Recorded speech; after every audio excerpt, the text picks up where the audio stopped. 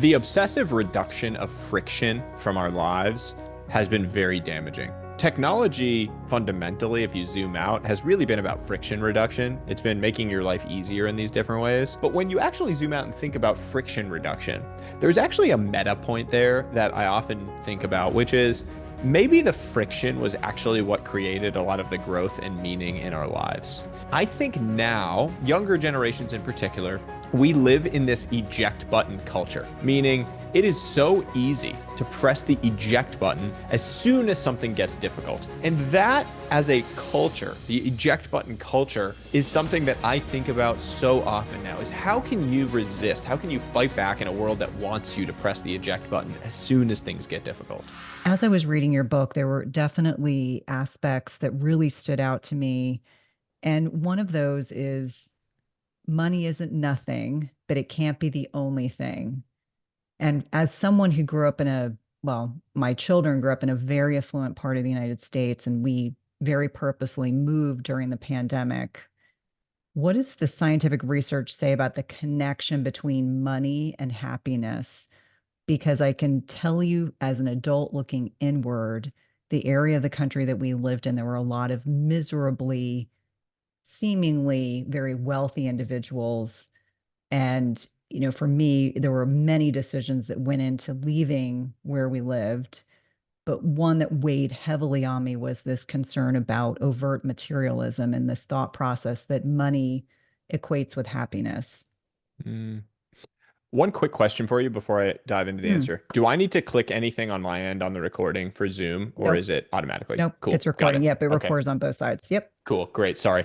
Um, the research on money and happiness is interesting and actually quite clear. Although I would argue that it has been largely misunderstood over the years. The most famous study is this Daniel Kahneman piece of work that talked about this number, $70,000, above which that income level, you are no longer getting any happier from making more money. That number has been sort of hijacked over the years, and people have argued it in various different forms. The most recent versions of it have said something more like 200 or $300,000. But the point is that above a certain level, money no longer has that incremental happiness gain that it does in the lower levels. At the lower levels, money directly buys happiness. There is no mistake to be made about that. And we know that, right? Like on the lower levels of Maslow's hierarchy of needs, money does reduce fundamental burdens and stresses. It allows you to take care of your family. It allows you to create these basic pleasures and experiences like vacations, different experiences together. That very directly creates happiness in people's lives. Above those levels, what the research shows is that if you reach that level and you are unhappy, more money is not going to change that. And if you reach that level and you're happy, more money is not going to change that. It is these other areas of life that fundamentally create that incremental happiness gain above it. The numbers themselves are a little deceiving. And the reason I think they're a little silly is because they're averages across an entire population. I think it was Nassim Taleb that once said, you should never cross a river if it's 4 feet deep on average, because at some point it's going to be a whole lot deeper than that and you're going to drown. And that sort of applies to this research, which is to say, saying $200,000, if you live in New York City, the number is going to be very different than if you live in Omaha, Nebraska. Cost of living is very different. And what's going to be required to have those baseline needs met and to feel those basic level of pleasures is going to be different. But the broader point is what really matters, which is you can't keep chasing money thinking that it is going to drive those incremental happiness gains that it did in those earlier years. Yeah, it makes so much sense. I trained in the inner city of Baltimore, and I would agree with you wholeheartedly, in speaking to patients and talking to patients about their own experiences living in the inner city, many of whom didn't have those basic, you mentioned Maslow's hierarchy of needs. They didn't have shelter, they didn't have security, they didn't have food, is very, very different than someone living in the suburbs that maybe is bemoaning the fact they drive a particular type of car and they're like, oh, if I buy the BMW or if I buy the Toyota or whatever it is, like somehow that attainment is going to make me happier. And what you're suggesting is that beyond a certain level, those material goods, that more money is not per se equating with greater happiness. And I think that one thing that I found living in another part of the country was that it seemed like there were a lot of people who were just chasing this ideal perspective. Like, oh, when I have that size house, when I drive that certain car, when I send my kids to, whatever expensive camp it is, then I'm going to be happy. And I think for a lot of people, hopefully they learn that lesson sooner rather than later, that this kind of intrinsic desire to add materialistically to our lives or monetarily does not per se make you happy. And I think for a lot of people, that's probably surprising, or maybe in many instances, they're just not even aware that that is what's fueling their desire to just equate with more financial gain. I think that Dr. Arthur Brooks, who collaborated with me on a piece in the book and who is probably the world's leading expert on happiness science, has talked about this very well. He's articulated this well in the past, which is that we are sort of like mice who get a bell rings and we get cheese. And what happens in the early years of your life is that the money bell rings and you get given the happiness cheese. And over again, that happens because you're rising through that part where money does equal happiness. And it creates this pattern in your mind, which tells you that when the money bell rings, you get the happiness cheese. And that is a very hard patterning to break. So even once you've gotten to the point where that is no longer true, you keep chasing ringing that money bell, thinking that you're going to get the happiness cheese, even though it's no longer actually happening or manifesting in a real way in your life. Yeah, it's so interesting to me, kind of the psychology behind all of this, and you do such a beautiful job, kind of interweaving research and like real world experiences throughout the book. Something that really prevailed or made me feel, I guess the word that I would say is, as someone who is middle aged, who just lost a parent last year, the statistics around times in your life where you're going to spend the most time with your children or the most time with your siblings or the most time with your parents really hit me hard, because I know for you personally, you lived on an opposite coast from your parents, and you and your wife made a decision to return to the area in which you grew up so that you could be closer to both your families. And I think for a lot of people, we don't per se think, oh, my parents are in their 60s or in their 70s, and if I see them once a year, it equates to I'm going to see them 15, 16 more times before they pass. What is it about the book writing process for you that really, in terms of what you were trying to share or trying to get people to kind of reflect on with regard to spending time with those we love and we value in our lives? Time is very much your most precious asset. And it only takes little bits of math like that to really get punched in the gut by that fact.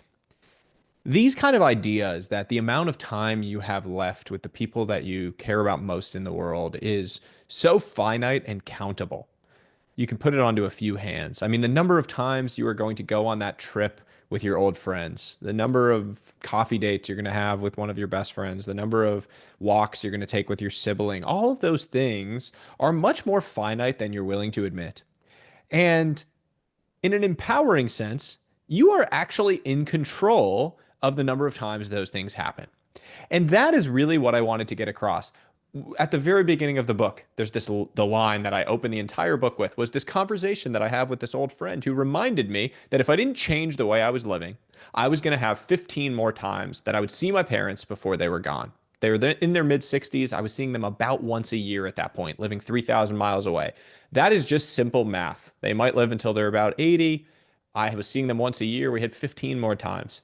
But we took control over that. We used it as an empowering idea that we could actually take an action and create a desired outcome. And we moved. We made a change, a dramatic change, which you don't necessarily have to do, but we did. And that number went from 15 to in the hundreds. I see my parents multiple times a month. They're a huge part of my son, their grandson's life. So we did something that actually fundamentally created time. In a very real and tangible sense, we created time with the people we care about. And so that's really what I want people to get out of this idea around time wealth is to say, here is the math or here is the concept that should be eye-opening to you. Now go do something about it. If you know that you really only get these 18 years with your kid, You really only get that. 95% of the time that we spend with our parents is in the first 18 years of our life. 95%. The rest of our 50 plus year, 60-year existence is that last 5%. So when you're in that window, take advantage of it. And when you're not in that window, take actions to expand what that number looks like because you are in control of these things. But all of that to me comes down to that awareness. It comes down to an awareness that time is the most precious thing, that everything else pales in comparison, that time is going to be the only thing that you care about in the end. And as a result, it should be a primary focus all along that journey. Yeah, I think it's so important. I reflect on decisions that my husband and I made in our marriage with our kids, ensuring that we were very present. I always worked, when I was still in a traditional like medical environment, I only worked part-time. My husband, bypassed a lot of big job opportunities because he wanted to be present. And I can tell you now, without question, that the decisions that we made for the benefit of our kids has allowed us to have incredible relationships with them. My oldest is now in his first year of college. And that was a massive shift, change in our house. We now are down to one kiddo at home who's 17, who's going to be applying to colleges later this year. And I say all the time, I'm so grateful that we made the decisions that we made. It meant that, when my kids were little, there was a lot financially we could not do because we made the decision that I was going to work part time, that my husband wouldn't take the big job promotion. But we are such a tight knit family. And I know that we have provided our boys with a really strong foundation, not just for what their lives could look like in the future, but also knowing that this is a very safe place they can come back to. And you're right. And I think even you sharing about your son who's very young and talking about like we spend all this time, we are our kids' world until they're, before their tween years. And we were probably fortunate that with the pandemic, we had a whole year of togetherness, more so than we would have otherwise had with a tween and a teenager. But having said that, I think back that, when you talk about this devastatingly short window, and as someone who's looking back at the choices that we made and the impact of quality of time that we have imprinted on our son and with our extended family, it is probably one of the things I'm most grateful for. It's something very different than how I grew up.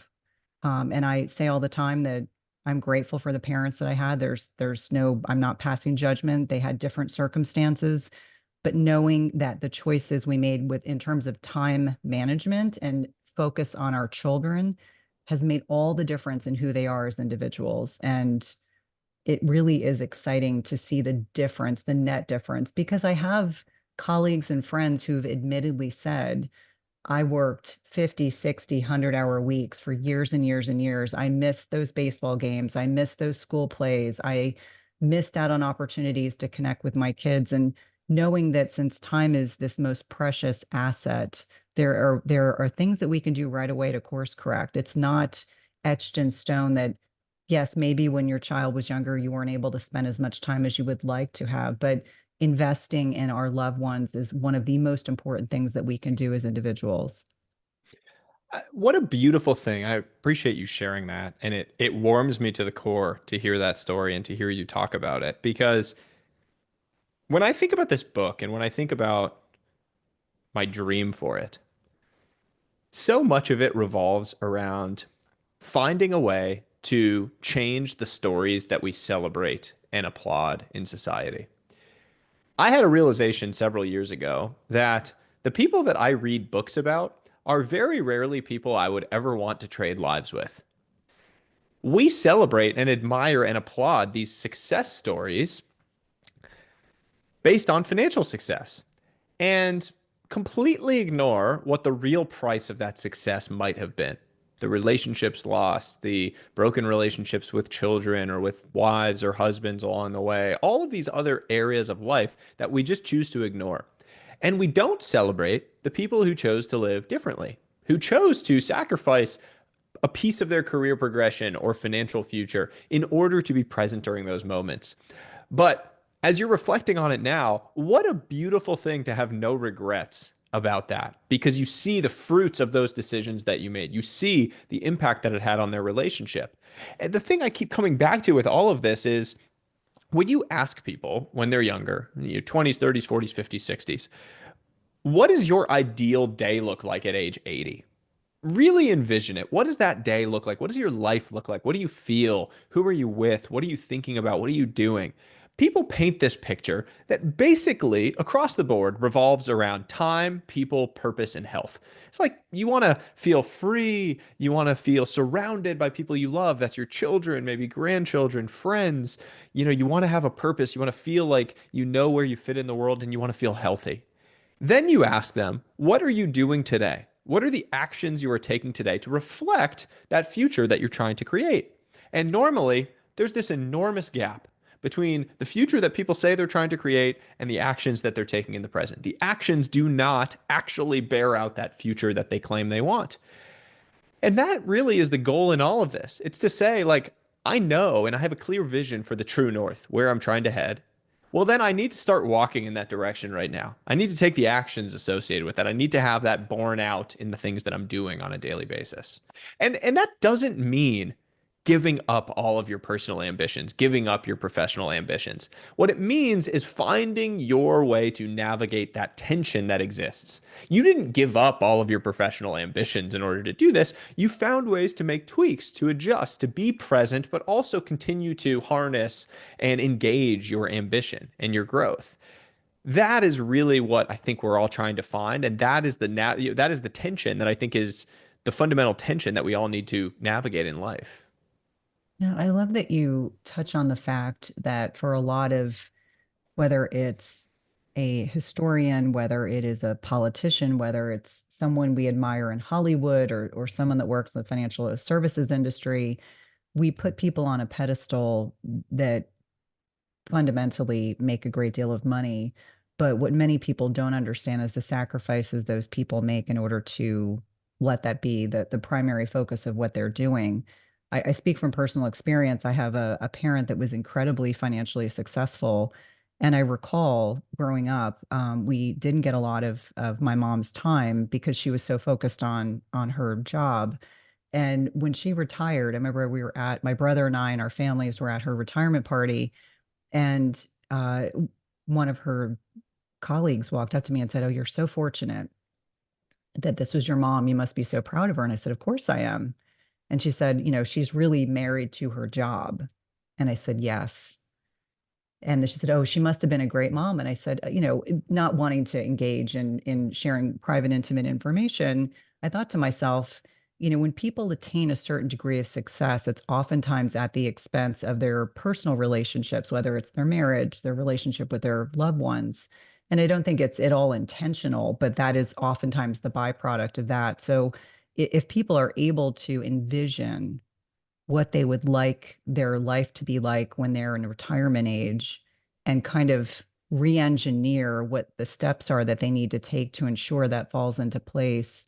I think that that's very important because what I have seen with my parent is that retirement for her has been very challenging because for many, many years, the focus of her life was she was in a very high position. She had people that admired what she did. She was in a very intellectually challenging occupation, but then she retired and she didn't have that anymore. And so she's had to work very hard to find ways to create happiness and joy in her life in the interim of no longer working full time.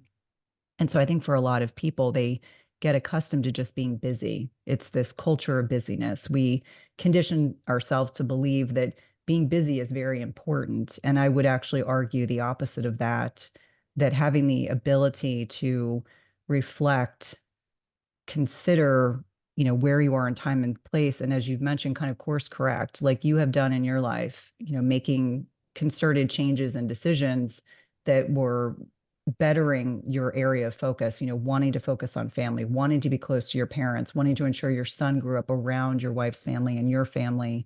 And I think for a lot of people, they maybe perhaps struggle to be able to reflect on those kinds of things and how it can impact their long-term trajectory of their life. Yeah, I think that Busyness as a flex, if you will, has had a very negative impact on society. I mean, we all know, like, you go to a cocktail party or, party or dinner party, whatever, and everyone asks, "Oh, how are you doing?" And the standard response is, "I'm good, busy." Everyone says that, right? And it's like the way that you both signal you are valuable to society, and it sort of has become this like protection mechanism in a lot of corporate cultures where if you're busy, no one wonders whether you're working hard or not. So you say, "I'm busy," because it's a way of protecting yourself from scrutiny, from bosses or from colleagues. And the unfortunate thing is that, as you said, busyness actually inhibits you from making progress. You kind of have this whole entire workforce culture of rocking horses where you're just going back and forth, moving all day, but you're never actually going anywhere. You're never actually making progress. And it makes sense why that happens just logically. If you're never able to zoom out a little bit, create a little bit of space to see and pick what are the things that actually matter that might move the needle, you just grab at whatever comes your way. And when you grab at whatever comes your way and you're just processing things all day, you never actually have the time to think about what are the truly, high leverage points that are going to jump me to the next level in whatever it is that I'm doing. And that ability to choose, I think it's Viktor Frankl who said that our power exists in the space that we can create between stimulus and response. That's where we get to choose our response. The ability to create those little pockets of space in your busy day is really powerful in unlocking that new upside that you didn't know existed. Yeah, it's interesting to me. I think after interviewing lots of trauma experts in many instances, these individuals that feel the need to constantly be busy, it's because they're unable to process either uncomfortable feelings or traumas that they've experienced in their lives. And I think that the psychology of it is so fascinating without being judgmental, just kind of observing behaviors, which is a lot of what I do, especially now, with the podcast, being able to interview experts and get a sense of what motivates behaviors and what motivates change. And for a lot of individuals, as you mentioned, that rocking horse, they're really not going anywhere. They're just going back and forth. I think for a lot of people, that's comfortable. And I would actually argue that comfort is not growth. That's a very good way of articulating it. I've never really thought about it exactly that way, but it's very true. I mean, it is stillness and solitude are arguably some of the most uncomfortable experiences for people who are unused to them. Uh, if you actually, there was science around this. You've probably come across this. There was a study that they did where they had people sit quietly in a room, and they could either sit quietly and do nothing, or they could electric shock themselves. And people electric shocked themselves instead of just sitting and doing nothing. Like the idea of just being purely bored was so intimidating that they actually chose to electrocute themselves instead of just sitting there and being bored. And that is what technology has done to us in a lot of ways. I mean, we have completely lost the ability to be bored. You think about like, not to be crass, but like we go to the bathroom and we bring our phones with us. We cannot sit on a toilet without having our phones and scrolling on social media or texting people or doing whatever email or whatever thing. And I think it was Blaise Pascal that said all of man's problems stem from his inability to sit quietly in a room alone. And I think that is very true because when you are alone, when you are silent, when you're with your own thoughts, that's when you're actually able to zoom out, see those bigger picture things that might actually, create change in your life. Well, I'm laughing to myself because there were a couple male cardiologists I worked with in the hospital, and inevitably they were constantly losing their cell phones. And it became a running joke. The first thing I would say is, "Did you leave it in the bathroom?" And like, "Oh, yeah, I think I did." And I was like, "I don't even want to know why you were on your phone in a hospital toilet is beyond me." But I agree with you. I think it's this constant distraction from being one with yourself, being aware of what's going on. Like, as an example, we have three dogs, which makes us sound a little bit crazy, but I promise we're not. We have two senior dogs and we have a puppy. And one of the things that my husband and I do every morning was we walk the dogs, but my husband was traveling. So I was walking the three dogs, or more or less, they were walking me. And I don't go out with earbuds in, I don't go out with my cell phone. I just walk with the dogs because I'm in nature and I do a lot of thinking. It's like sometimes some of the best thinking I have in my day is when I'm outside in nature with these three dogs because I'm trying to focus on them and, one is still being trained. But I think for a lot of people, there is this inability to not be doing something, like whether it's doom scrolling on social media, which is so easy to do if you like let yourself. It's like you fall down a rabbit hole, whether you're on Threads or X or whatever platform you're on, Instagram, or even being at home, idly being at home. I was saying to my kids, I grew up before the internet. I said, I there was a lot of boredom in my summers and things that I did. My parents were like, I don't care if you're not doing something. Like boredom is part of life. And so I'm very comfortable not necessarily engaging in something 24/7, but I do think we have a culture where people, whether it's porn, whether it is social media, whether it is the fact they can stream anything any time of the day or night, or this kind of hedonistic existence that we live in where we can Uber Eats. We don't even have to leave our houses. We could literally not shower, never leave our house, and have everything delivered to our homes. And I think that for me, I find it fascinating that it has become less normal, when I quote unquote normal, for people to be alone with themselves and their own thoughts without these distractions. The obsessive reduction of friction from our lives has been very damaging. And I think that's what we're both talking about here is technology fundamentally, if you zoom out, has really been about friction reduction. It's been making your life easier in these different ways, which in some cases has been a positive. It's enabled us to, connect in different ways. It's enabled us to do things much more easily and save people time, created things in our lives. Although it's funny when you actually zoom out, it's like we have tools and technology that should make us more efficient and have more time than ever before, but somehow we actually have less time than we've ever had. But when you actually zoom out and think about friction reduction, there's actually a meta point there that I often think about, which is maybe the friction was actually what created a lot of the growth and meaning in our lives. And I think now, younger generations in particular, we live in this eject button culture, meaning it is so easy to press the eject button as soon as something gets difficult. I think about it in particular when it comes to romantic relationships with my friends who are still in the dating market. The first sign of the honeymoon phase being over or of the thing not being perfect, the falling in love phase is done. You hit the eject button because right in front of you, you have hundreds of different options at the touch of your fingertips, right like that. Swiping left, swiping right. It's literally right there. So as soon as it gets hard, you can press the eject button because you know you have all of these choices right in front of you. The problem is that the best things in life are built on the other side of that struggle. Pressing the eject button halts the compounding process that actually created the good thing that you wanted on the other side. Great relationships are built through shared struggle. Shared struggle releases oxytocin, right? Scientifically, chemically, which creates feelings of love and connection. So if you hit the eject button as soon as that struggle starts, by definition, you are never going to build the strong relationship that you want, whether it's a romantic one or a friendship. And that, as a culture, the eject button culture, is something that I think about so often now is how can you resist? How can you fight back in a world that wants you to press the eject button as soon as things get difficult? Oh, I think you bring up so many good points. And as someone, here's a fun fact. I don't think I've ever shared this on the podcast. My husband and I met in 2002 on Match.com. Match.com, which back then was in its infancy. It was really, really new. And we met pretty quickly and that was done. And then we got married in 2003. And obviously we've now been married for almost 22 years.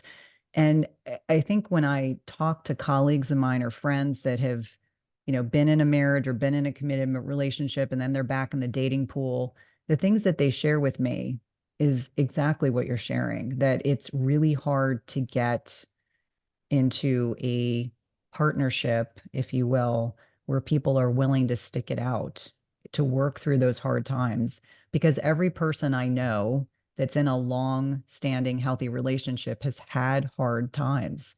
Everyone has had them. And if they're saying otherwise, they're lying. Maybe they're not able to discuss it. Maybe it's too painful. But I think in many, many ways, those meaningful partnerships, relationships, along with, the loving relationships and partnerships we have with our children, with our parents, that committed partnership in many, many ways, this, as you put it, this kind of friction reduction issue permeates everything. I'm curious to see, my oldest had his first like high school girlfriend, is now dating someone in college, and just listening to the rhetoric that he and his friends will say, and they're very respectful of young women, but they're like, well, mom, it doesn't matter if this doesn't work out with this person because there's like 50 other girls that, if I wanted to date someone. And I just kind of looked at him and I said, well, why don't, seeing this relationship through, or talking to your partner if you're struggling with something, like those kind of fundamental things are certainly important. He looked at me kind of sideways. I was like, you're also 19, you're very young. But having said that, I think that for a lot of individuals, they've been conditioned that, as you mentioned, hit the eject button as opposed to working through challenges that they experience. And we're going to have them. It is not a question of if, but when.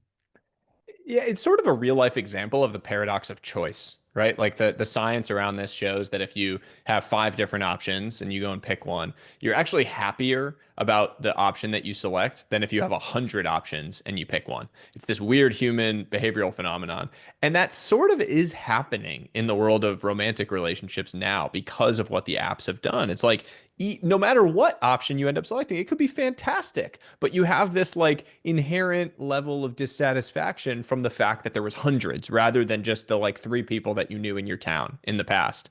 I think about these things all the time with my wife because we met when I was 15, she was 14. We've been dating ever since. We're high school sweethearts. You do not see that anymore. That almost Yeah. never happens. Where, like, if you go back 30, 40 years, it was a fairly common phenomenon that people would marry their high school sweethearts. And part of why I'm so grateful for our relationship, and obviously we are, a weird scenario, in many ways. We've done long distance for long periods of time. There were many things that conspired against us. Um, the fact that we have been able to grow together across different seasons of our life, that we have been able to grow through these different struggles, ups and downs, changes, things that we've had to endure, has made us so much stronger for where we are today. And in all areas of life, that rule applies. It's like the willingness to actually go and sit in the mud, whether it's with your relationships, with your health, with all of these different things, actually sitting through those periods of darkness is what enables you to thrive whenever the sun comes back out on the other side. Yeah, I couldn't agree more. And I love, to me, I think it's such a beautiful thing that you guys met at such a young age and evolved together. Oftentimes what happens is that people don't grow together, they grow apart. But I think it's a beautiful indicator that you can meet that special person at a very young age. That is possible. It may not be as common, but I think it's certainly intriguing. Now, one thing that really stood out to me as I was going through your book was issues surrounding loneliness. And I think that I'm certainly seeing glimpses of this in family members as they're getting older. Loneliness is not benign. And actually, the research suggests that loneliness is as bad, if not worse, than tobacco use. And just to give people some perspective, it can be as pervasive, destructive, etc. And so I find as we're dancing around these different topics, loneliness can occur in any time or age range. But I think that we are dealing with unprecedented levels of loneliness diffusely throughout the age groups. It is not unique to just retired elderly people. It is unique to every age group, and I think is quite pervasive and concerning. I completely agree. And I have experienced this in a variety of ways in my own life, in close relatives, in people that I talk to on a daily basis, young people that I mentor and coach. I mean, the closest example to my heart was my grandmother. And I write about this for the first time in the book that my grandmother was the most, unfortunately, um, incredible, vivacious, witty, intelligent personality. Born and raised in India.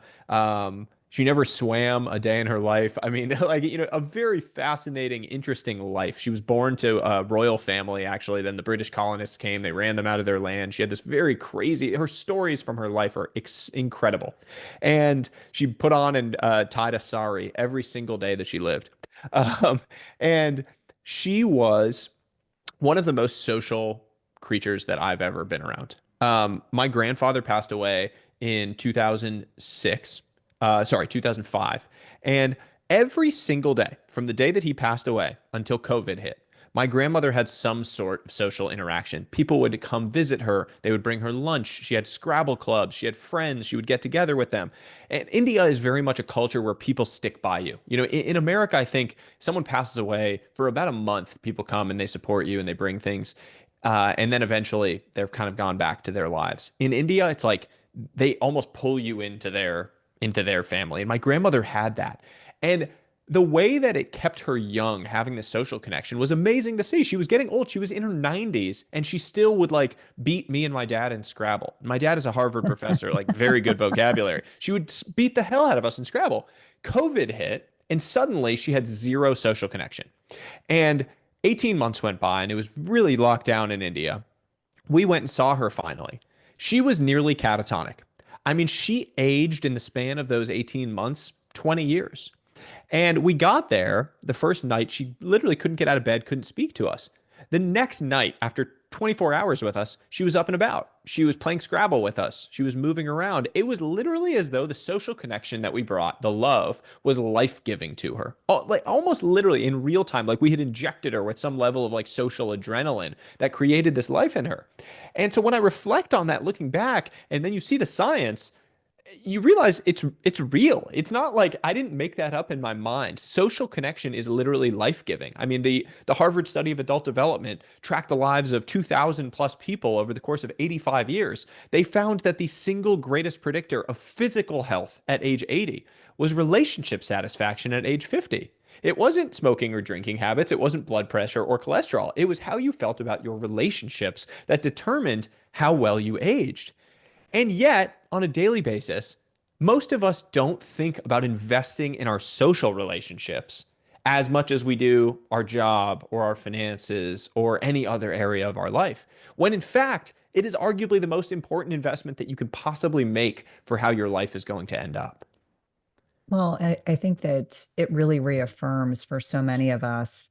I had my father passed last year. My father was very introverted, and unfortunately, with the pandemic, it made him more insular, he and my stepmother. And my father, it was so clear to me during the pandemic how lonely he was. You know, my stepmother had progressive Alzheimer's, and he would articulate this. And so there was this constant kind of interchange of what can we do to keep you stimulated? You know, Dad, I think it's really important that even if we're having virtual Zoom calls, it's important to do that versus my mom during the pandemic. My parents have been divorced for a long time, super social, but she did as much as she could, as much engaging with her neighbors, as much as she could do with social distancing.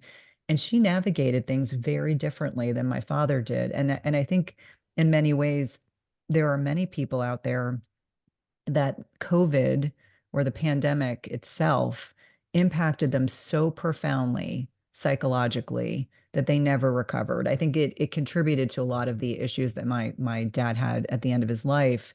But in many ways, you know, the more I understand as a clinician, the concept and the impact of loneliness, and as you appropriately stated, you know, at the age of 50, and this is something I was parroting to my husband last night. I was like, oh, hey, this is important. This is why, you know, you doing social stuff with your guy friends and me doing things with my girlfriends and doing things as couples, so important, even when we're at a stage of life where, you know, our kids aren't playing flag football every weekend. They're not doing, you know, they're not doing soccer. I have my older son plays lacrosse in college and played throughout high school. My younger son's at a high school where there aren't as many team sports. And so he's kind of struggled a little bit with that connection with his peers. But nonetheless, you know, a lot of these things that require us to socialize with peers or outside of just our, you know, nuclear family, it's important throughout our lifetime to make sure that we're still engaging with others. I think it's very easy, especially for those of us introverts, to convince ourselves it's not important,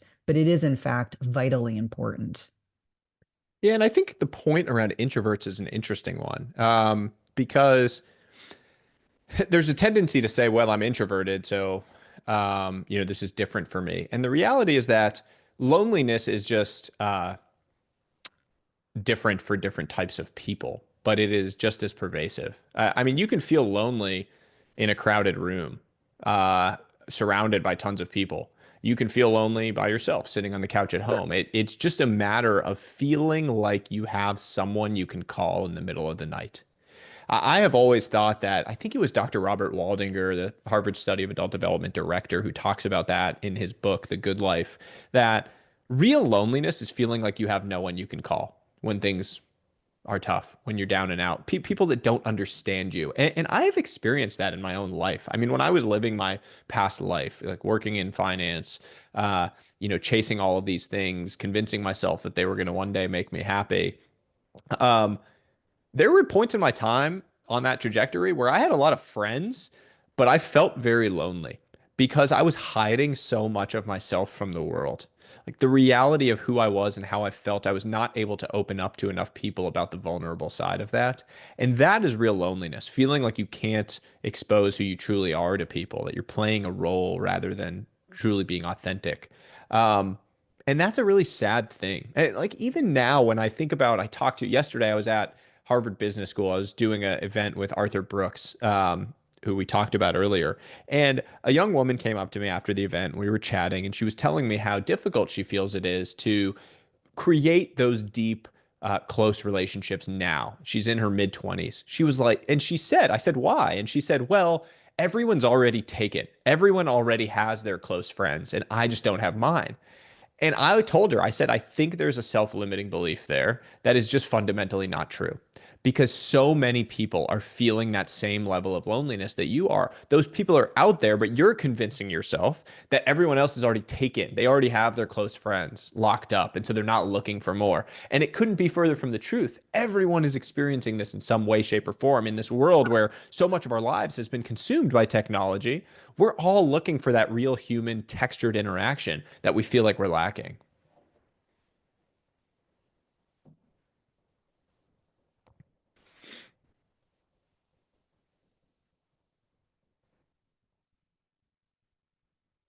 This is the puppy. Sorry, I was trying to mute it so you wouldn't have to listen to him barking. And I do think those kind of limiting beliefs about friendship. I've had women say to me, "Oh, it was so easy in high school, it was so easy in college." And then I graduate from college and it's so much harder to make friends. Or, the community that I used to live in, I would have women that would, they would very kindly, they would share, like, I'm really struggling to make friends. I'm trying to make friends with, the parents whose kids are doing the same sports or they're in the same classroom. And I used to always tell them, we have different types of friends throughout our lifetime. There are those I can call you in the middle of the night friendships. And I'm grateful that I have several women that I've had friendships throughout my lifetime that I could call in the middle of the night. And then you just have those pleasant friendships, people you show up at a, classroom event and you enjoy spending time together for those, hour or so. You don't necessarily need to do things beyond that kind of circumspect. But I think for a lot of individuals, it's defining like what does friendship represent? Because there are different types of friendships. There are temporary friendships. Like that's one thing I've had a lot of girlfriends at my stage of life that say, I feel like I've outgrown some friendships, or, I feel like I had a friendship divorce. No one talks about how hard these are when you've been friends for a long time and then seemingly nothing bad has happened and someone no longer wants to be your friend. And so I think for so many of us, it's with the understanding that we can make and maintain friendships throughout our lifetime, but it's important that we're continuing to put ourselves out there, that we're not per se negating the possibility that at any one point in our lives that we can make new friends or foster friendship. Yeah, your life has seasons. I mean, that concept of seasons is very Mhm. much interwoven throughout the entire book. And that applies to your relationships in a very real way. I mean, there will be a season of your life when a relationship that you never expected blooms into some incredible, deep, close relationship.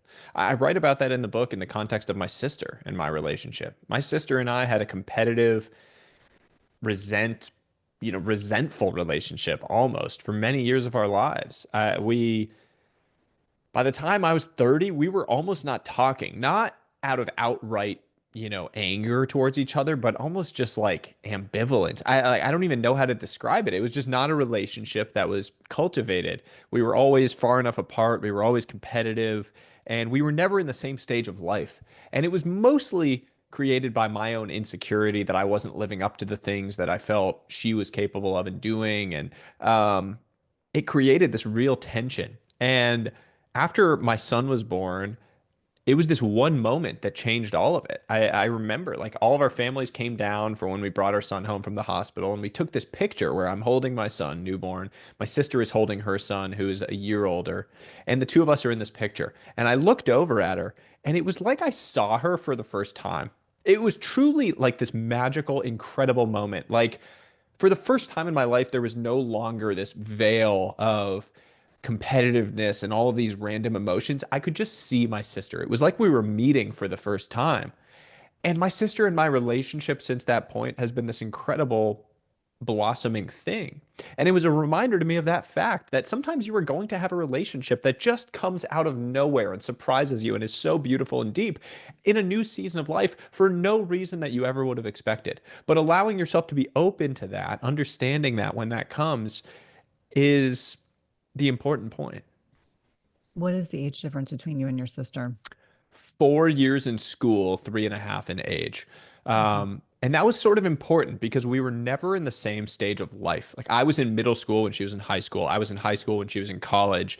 I was in college when she was working. And so there was never enough in common for us to really interact around that. And I come from a really academic family. My dad's a professor at Harvard. My mom is Indian, very academically oriented culture. And my sister was very high achieving academically. And from a young age, I started telling myself this story that I wasn't as smart as her. I wasn't smart. She was the smart one. And it bred in me this feeling of resentment towards her that she was achieving the things that I couldn't. It was totally false. It was just not true. But I created this sentiment around that insecurity. And then she resented me because she thought that my parents took it too easy on me and didn't push me in the same way they pushed her. And so we had this like weird tension and relationship that has just been totally scrubbed away. And it makes me so happy now thinking about it because your sibling, that's like your real day one, right? Like that person is the one person your whole life that you see from start to finish. And to have a close relationship with that person that you're truly going to be able to see all the ups and downs with is a really special thing. No, it really is. It reminds me of my own relationship with my brother. We are 4.5 years apart. We were always at different stages. I've always had a good relationship with him, but my dad getting sick this past year brought us so close together because there was so much that went on in terms of his injuries and ultimately being in hospice and then taking care of my stepmother.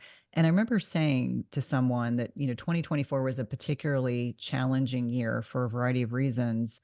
And I said, but you know what? When I look back and reflect, the gift that we received, the two of us, was that I have never felt closer to him than I do now. Like he was the one person I didn't have to explain how I felt. He understood that we understand the dynamics between our biological parents, our step parents, and everything in between.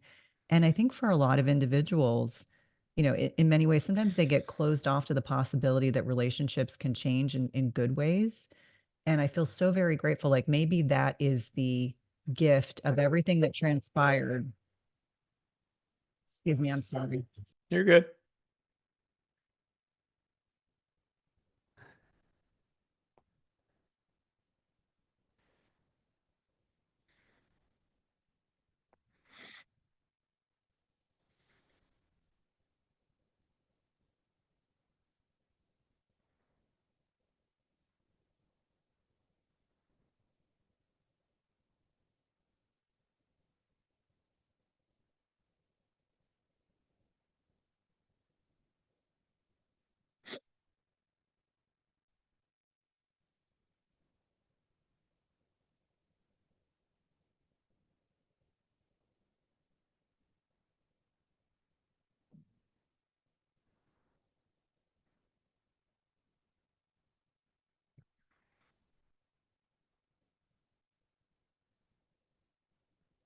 Please accept my apologies. I normally don't You're record good. on Fridays, and my cleaners, I told them, I was like, do not come before 2 o'clock. Shh, quiet. And so I was trying to get my dogs quiet and hey, shh, shush. Sorry. It's not normally You're a zoo at good. my house. Sorry. Where are you based? Are you New York? No, I'm in Virginia, so I Oh, was that's in right. Sorry. Washington, D.C. Hey, come here. And this is the puppy. So he's normally very well behaved, but doesn't like having strangers in the house. Hey,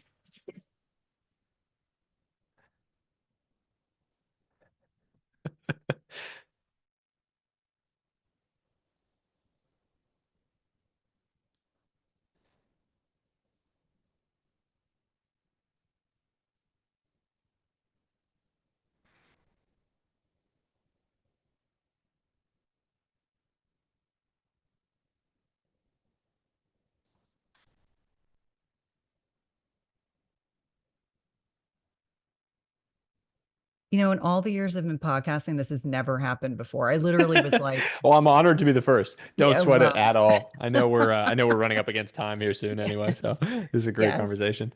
Um, but I think for so many of us, it's like with that understanding that perhaps the gift of 2024, given all the sad things that happened, was that I walked away saying to my brother, I've never felt closer. I've never felt more supported. You're the one person who really understood all the dynamics, and yet we navigated it beautifully.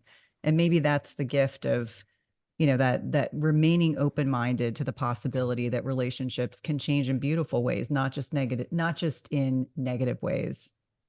Yeah, I think that's absolutely true. And it's a good reminder that through those periods of darkness, the seeds of light are being sown. One of my favorite ideas is this quote from the ancient poet Rumi, who said, "The wound is where the light enters you." And it relates to this ancient Indian concept of Kala Chakra, which is that life and time follows this natural cycle of creation, destruction, and then rebirth. And during all of those periods of destruction, that is actually when the seeds of that rebirth are being sown, if you open yourself up to them. Yeah, it's one of those things that I say all the time. It's like these blessings, these underlying blessings in otherwise challenging times. I'd love to kind of end the conversation today talking about this sense of purpose and why curiosity is so important. It really is a focus. You have these five pillars, but to me, it's something that really stood out, talking about the value of curiosity, why our sense of purpose can be tied into that, and why a sense of curiosity is something that should not be just innately part of childhood. It should be part of our entire trajectory of our lives. I really think of curiosity as the fountain of youth. I think that you get old when you allow your curiosity to wither. It is very much part of your default setting as a human, and we forget that, and we lose sight of the fact that it requires space. You actually need space in your life to engage with your curiosity, and curiosity is what allows you to uncover your purpose across these different phases of your life, across these different seasons, because your purpose is fundamentally dynamic. You don't necessarily have a single purpose that runs the through line of your whole life. That's not reality. Your purpose changes, it's dynamic, just like your identity is. And allowing yourself the space to pursue curiosity for no end in mind, just to pursue things for the sake of pursuing them, is what allows you to uncover what that changing purpose is as your life changes. It is literally life giving to you along that journey. And so, creating that space in your life to pursue curiosity, to go down those rabbit holes, to be pulled into the things that are energizing for you, really will change your life. If there were one strategy or technique that you yourself embrace in terms of fostering curiosity, what would be one thing that you would like to leave with listeners?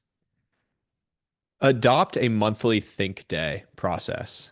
I on a monthly basis try to capture, an hour, 2 hours, if you can get it 4 hours, where you're just going to zoom out from your normal day-to-day responsibilities, go to a coffee shop, go outside, go somewhere out of the norm, and just think on some of the bigger picture questions in your life. In the book, I have 8 question prompts that are a starting point for you, but really just zoom out and allow your mind to wander, allow yourself to think. That as a spark is a good way to structure this into your day, into your months, that can be a catalyst for a whole lot of growth on the other side.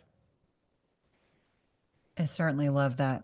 Now, I know that we could have spoken for hours. Thank you again for your time today. Please let listeners know how to connect with you, how to purchase your book, how to learn more about your work. I highly encourage listeners to go follow Sahil. I've been following you for a long time. There's always sage, sound, reasonable advice, and really thought provoking. Well, you can find the book anywhere books are sold. So grateful for the support. I think you are going to love it. I think it's going to encourage you to ask certain questions that you've probably been avoiding in your life that are going to spark new growth on the other side. And you can find me at Sahil Bloom on any major platform. And you can find more on the book at the5typesofwealth.com. Hey, if you like this video, you guys are going to love this video, and I'll see you there. We are trained in our education to really memorize certain aspects of science that get really applicable in treatment of disease, but not so much for prevention. And yet, as we go on, we start to open our eyes to the fact that many of these diseases could be prevented in the first place.